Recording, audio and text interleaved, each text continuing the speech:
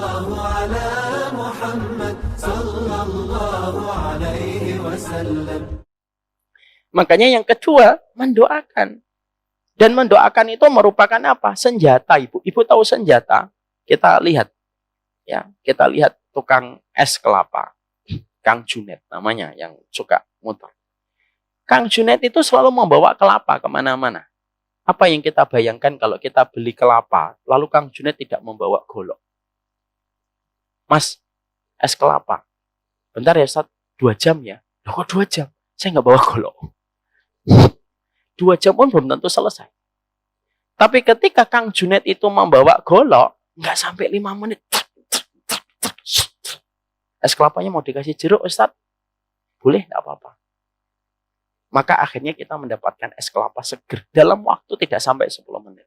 Kenapa? Dibantu dengan golok senjatanya Kang Junet. Doa itu sama, Bu. Karena kita hari ini dituntut di sosial media, semuanya harus diposting. Akhirnya apa? Kita meremehkan doa. Lalu kita lebih suka untuk menyindir pasangan kita lewat Instagram Story. Lalu merasa bahwasanya itu nanti lebih ngena kepada sang suami daripada doa. Tidak bisa, Bu. Tidak bisa. Makanya kenapa akhirnya para ulama mengatakan kalau terjadi pertengkaran, matikan handphone kamu. Karena yang rusak itu ketika sudah disampaikan di depan orang banyak. Masalah itu kalau sudah diceritakan sama orang, nggak akan selesai. Semakin banyak kepala tahu, semakin susah menentukan objektivitas atas masalah yang sudah diceritakan. Coba Ibu lihat, ada keluarga, satu pihak menceritakan masalahnya. Di atas 75% tidak akan selesai masalah keluarganya. Kenapa? Sudah terlalu banyak kepala yang mengambil inisiatif sendiri dan kesimpulan sendiri. Makanya sampai dikatakan apa? Haram. Haram dibuka. Dan siapa yang menahan untuk tidak membuka itu yang biasanya akan diberikan oleh Allah keberkahan pertolongan. Makanya kembali ke tadi, doa. Doa itu senjata. Dan kalau Ibu tahu bahwasanya itu senjata, senjata itu butuh 3 komponen. 1, kekuatan orang yang memegang senjata. Ya atau tidak, Bu? Karena kalau tidak kuat, ya tidak akan bisa memegang senjata dan tidak bisa menggunakan. Contoh, Basam, anak saya, megang golok, tidak bisa. Kekuatan orang yang megang senjata harus kuat. Yang kedua, tajamnya senjata. Yang ketiga, antara senjata dengan benda objeknya tidak ada penghalang. Akhirnya cepat selesai. Sama, doa itu memerlukan 3 komponen. Kita harus yakin jawaban atas masalah yang kita hadapi itu bukan di sosial media. Bukan pula yang kita ceritakan sama orang.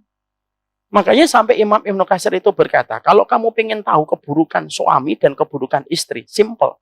Kalau ada masalah, dia cerita sama orang lain lebih dulu daripada cerita kepada Allah. Bi'sa zauj wa bi'sa zaujah. Itu seburuk-buruk suami, seburuk-buruk istri. Kapan? Kalau dia sudah cerita ke orang dulu sebelum cerita sama Allah. Siapa sih keluarga yang tidak lepas dari masalah? Nggak ada. Tapi Imam Ibnu Katsir mengatakan buruknya seorang suami itu kapan? Ketika ada masalah, dia sudah cerita ke setiap orang sebelum dia cerita sama Allah. Buruknya seorang istri pun sama. Ketika ada masalah pada suaminya, di mana suaminya itu Allah kirimkan kepadanya 50.000 tahun sebelum Allah menciptakan langit dan bumi, ada slack dia cerita sama makhluk sebelum cerita kepada pengirim makhluk itu, yaitu adalah Allah. Dan Allah ngirimnya itu tidak main-main, Bu. 50.000 tahun sebelum Allah menciptakan langit dan bumi. Dan setiap masalah kalau sudah diketahui orang, ditinggal sama Allah, tidak dibantu. Mana dalilnya, Ustaz? Minal birri kitmanul masaib, kata Rasulullah dalam hadis yang sahih. Termasuk dari kebaikan kamu dalam iman itu apa? Kamu menyimpan rapat semua musibah dan masalah yang terjadi pada dirimu dan keluarga. Mau kita dijelek-jelekin, biarin.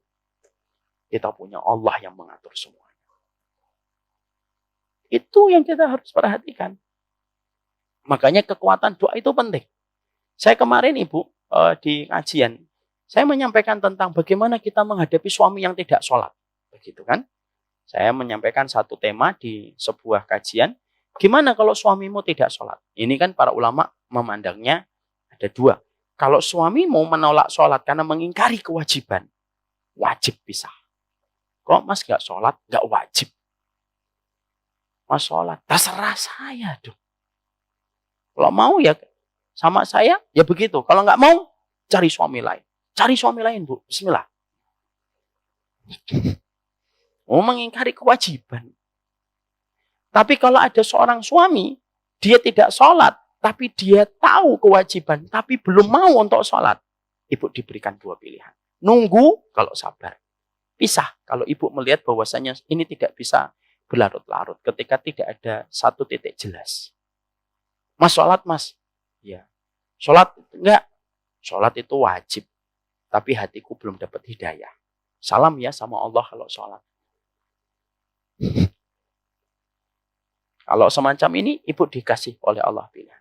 Saya ketika menyampaikan materi ini di sosial media, di Instagram, itu ada orang yang nge-DM. Masuk ke admin, ngelaporin ke saya. Dia panjang lebar di situ.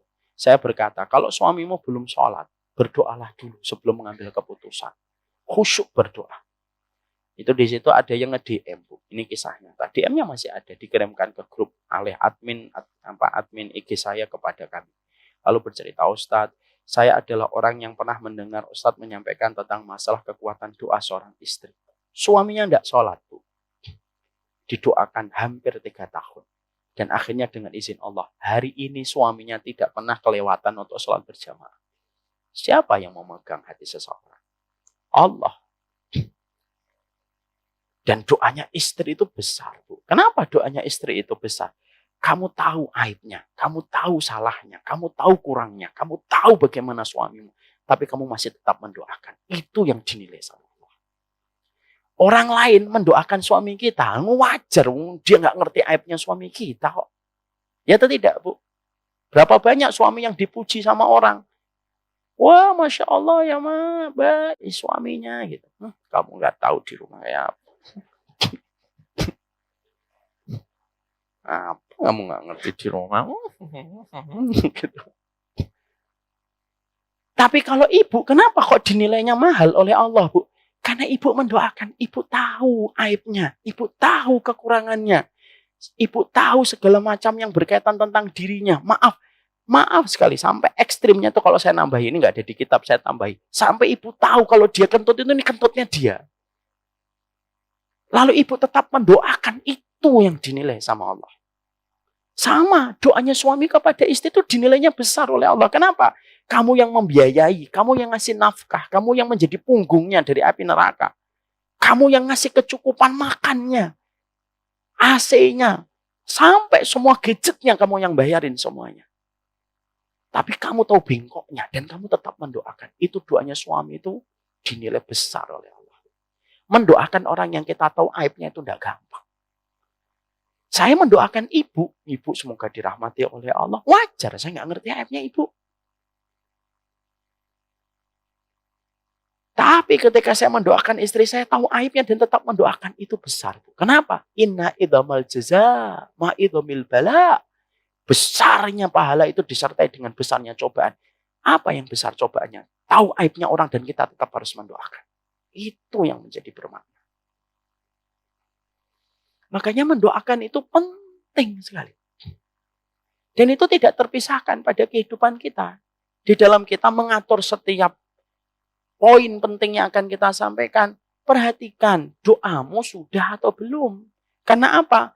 Doa itu ibu, ibarat kita nyerang satu wilayah. Ibu kalau tahu perang di peperangan manapun, strategi peperangan itu gimana? Ketika akan menguasai satu wilayah. Tidak langsung artilerinya turun, tidak langsung pasukan darat. Kalau akan menguasai satu wilayah, yang dilakukan pertama kali itu apa? Menggempur dengan pesawat dulu. Blong, blong, blong, blong, blong, blong, blong, blong. Kayak orang Israel ketika sama Palestina. Itu pesawat dulu, Bu. Semuanya di bumi hanguskan dulu. Setelah dia merasa tidak ada tanda-tanda gerakan Hamas, baru itu pasukan angkat daratnya itu pede masuk ke Gaza. Walaupun akhirnya dijebak ketika akhirnya pasukan Hamas itu keluar dari lorong-lorong yang mereka persiapkan. Dan sekarang kondisinya kayak neraka bagi pasukan Israel. Tapi serangan itu selalu begitu. Serangan itu dari udara dulu. Makanya Hamas ketika nyerang pada tanggal 7 Oktober itu kan dari udara dulu. Walaupun sederhana. Para layang dia. Karena nggak punya pesawat tempur.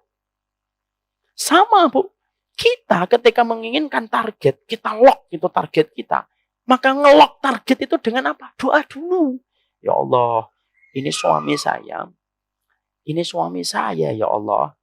Kalau subuh belum ngajak anak-anak ke masjid. Kapan anak saya dikenali malaikat siang dan malaikat malam? Kapan akan dikenali oleh malaikat siang dan malaikat malam?